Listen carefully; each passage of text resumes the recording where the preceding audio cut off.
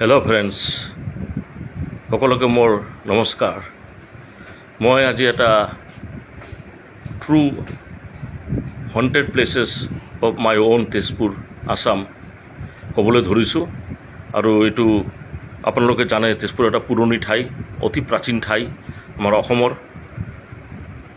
আৰু এই অসমৰ তেজপুৰতে কিছুমান পুৰণি সঁচাকৈ ভৌতিক ঠাই আছে, যাতে বহুত মানুহে কিছুমান পেৰানৰ্মেল এক্টিভিটি, অস্বাভাৱিক গতিক্ৰিয়া বহুত আগৰ পৰা পৰিলক্ষিত কৰি আহিছে। গতিকে মই আজি ক'বলৈ ধৰিছোঁ কিছুমান সঁচা ভৌতিক ঠাই আমাৰ তেজপুৰ অসমৰ। প্ৰথমতে নম্বৰ 1ত আছে আমাৰ তেজপুৰ টাউনৰ এটা ঠাই আছে, যিটো আমি কেঁকুৰাপোল চাৰিআলি বুলি কওঁ। আৰু তাতে কেঁকুৰাপোলৰ ওচৰতে পদম পুখুৰী অৱস্থিত আছে, পুৰণি পুখুৰী। আৰু সেই পুখুৰীতে অতি প্ৰাচীন কালৰ পৰাই বহুত আত্মহত্যা সংঘটিত হৈ আহিছে। আৰু তাতে এটা পুৰণি পাৰ্ক আছে।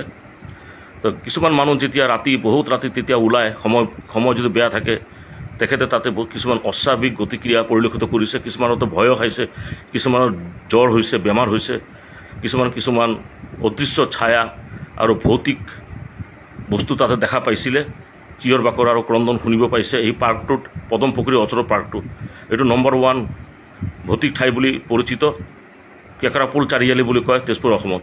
আৰু দ্বিতীয়টো আছে আপোনাৰ তেজপুৰ ছেইণ্ট জোচেফ স্কুলৰ পৰা আমাৰ অগ্নিগড় পাৰ্কলৈ যোৱা ৰাস্তাটো।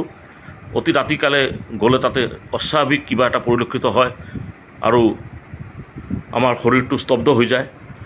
গতিকে ৰাতি তাতে মানুহে ইমান অহা যোৱা নকৰে। এইটো এটা বহুত পুৰণি ভৌতিক ঠাই বুলি পৰিলক্ষিত। তাতে বহুত মানুহে কিবা কিবি বস্তু দেখি পোৱা আৰু শুনাৰ অভিজ্ঞতা লাভ কৰিছে, মোক কৈছে। নমস্কাৰ, ধন্যবাদ।